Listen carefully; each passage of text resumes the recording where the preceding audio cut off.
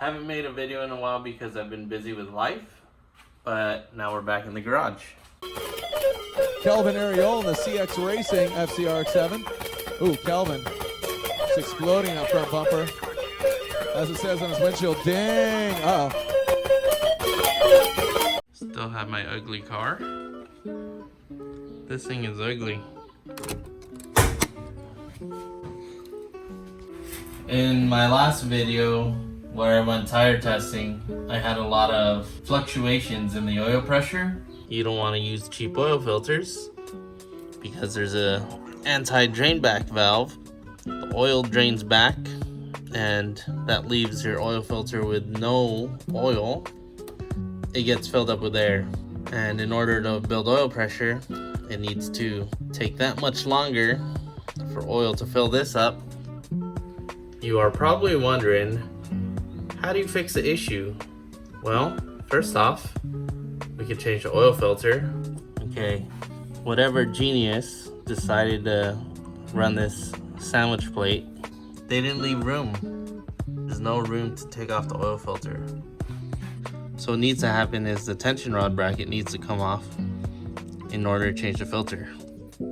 Okay, second thing I need is an OEM Toyota filter, because I'm only gonna use those now. No more Rock Auto $1 filters. So what should we do in the meantime while we're waiting on parts and we're too lazy to drop the tension rod bracket? We're gonna paint this dang car. This bruised, battered, poor old car. Mind you, that I painted this in 2016 and took very little care of this paint. So actually, this is a testament to Rustoleum. I mean, yeah, obviously if I cleaned it more, it would look decent, but not too shabby. There's been a lot of touch-ups with spray cans on this door, on the fender, and then having some stickers that pulled this whole thing off. And look, fingerprints. Gonna do my best to not make a mess, so I'm gonna take off the hood, take off the fenders, take off the valence, take off the bumper, and paint those separately. Back in the Valdez suit. Took me like 2 days to clean this garage. Got all this stuff organized again. I have a workbench again. And then got my screwdrivers. Got my pliers, need a better way to organize that. Have my metric wrenches.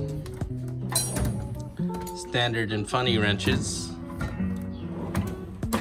Got my hammers. Believe it or not, that took longer than I thought it would. Just like painting this car. In my head, I'm like, oh yeah, I'll take 2 days. This is gonna be a lifelong project. I can feel it. Let's start.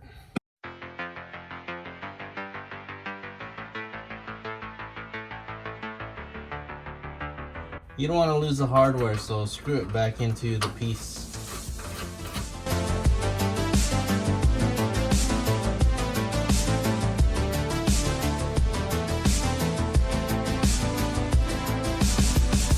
That honestly didn't take that long. I got the hood, the fenders, the valence.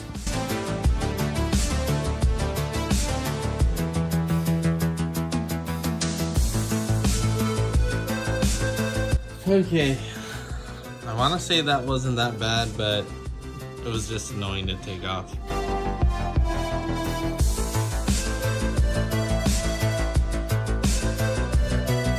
Okay, so I figure I'm gonna do most of the prep here on these $10 Harbor Freight sawhorses.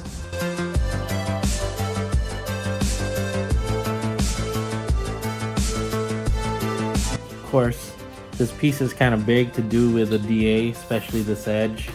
So I'm just gonna get these little corners with little rust spots and this little section here just with this. Sandpaper keeps clogging up, so we're gonna wet sand.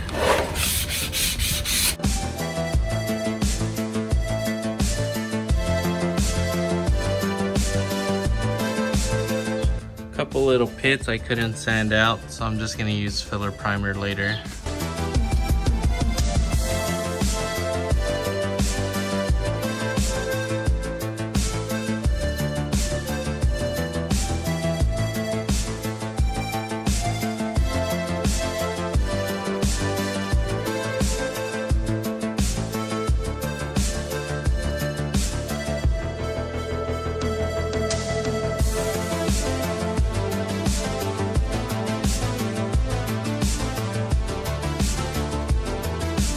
After sanding like crazy, you can see the parts that are still shiny, and these are low spots.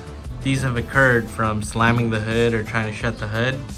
I'm unable to pop these out. I'm unable to pop those out because the other layer of the hood is right here. So for now, I think I'm just gonna Bondo. Let me show you how we know this is a low spot. Right?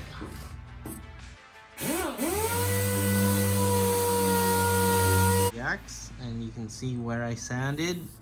So this is a definite low spot. So I'm just gonna schmuck some Bondo on here. But before I do that, I'm gonna sand this to the bare metal.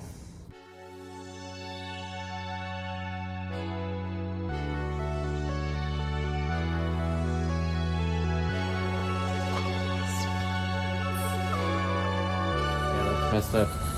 So there was a dent here. I knocked it off. Just put a little bit of Bondo there, and then hard part's gonna be straightening out this trim. But I have an idea.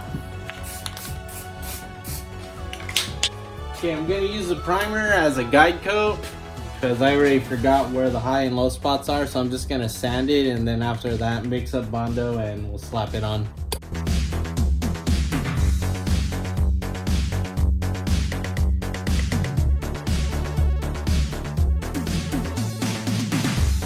On time lapse, I mixed Bondo, probably should mix that more, like a golf ball to a pea. More catalyst you put, the faster it dries, which also means less time to work with it.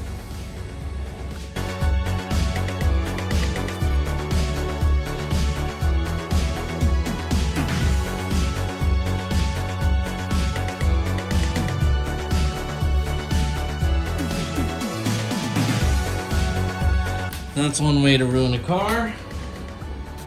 I love Bondo and I hate Bondo. Once you start working with it back and forth more and more, it just gets thicker and thicker.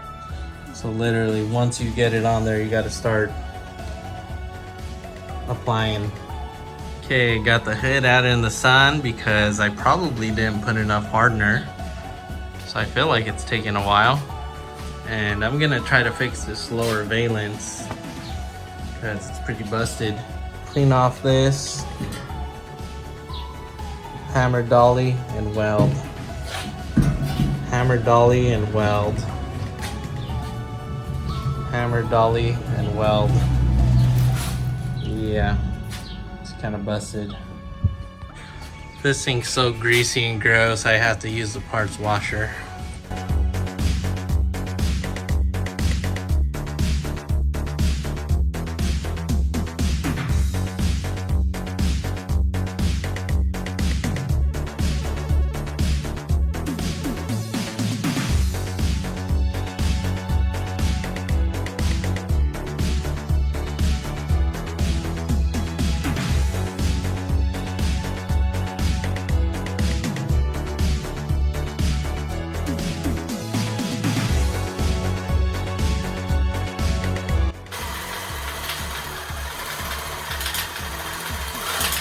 Let's give this a quick prime.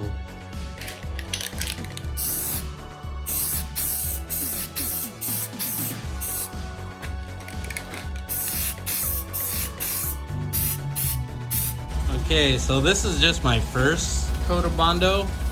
I wanted to make sure I sanded it all the way down before reapplying any more. Right? So this is definitely low spots. This is definitely a low spot. This is definitely a low spot. And this is definitely a low spot. This whole thing here.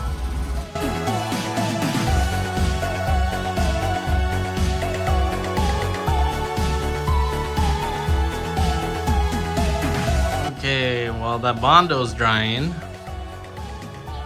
I'm trying to fix this front cowl or apron or whatever you call it.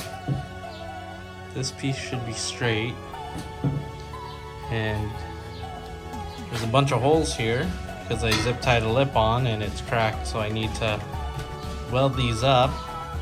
Best thing I figured out is to put some pencil rod on the back side of it to reinforce it, and then with this I can weld it. Bend it right there. Hopefully free ball this.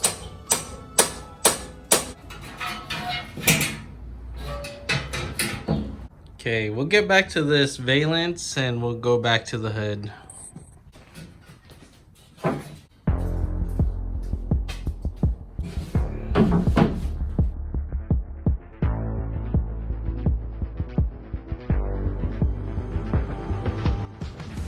Okay, we're sanding.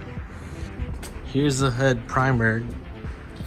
I couldn't find filler primer, so I just laid on the primer kind of heavy.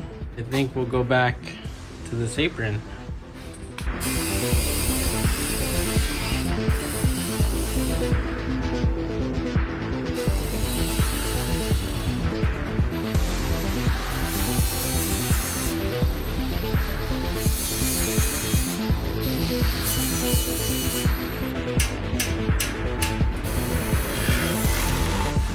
Should have got filler primer.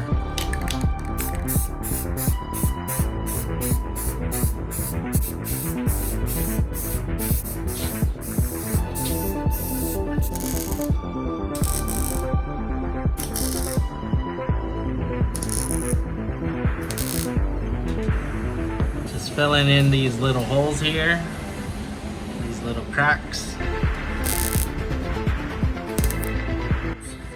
Okay, filled it. Let's do a bunch of grinding.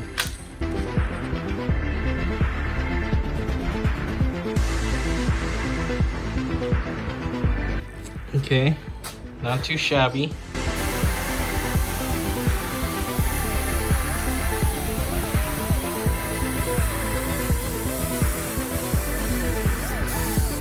Couldn't get it to work, so we're back sanding this.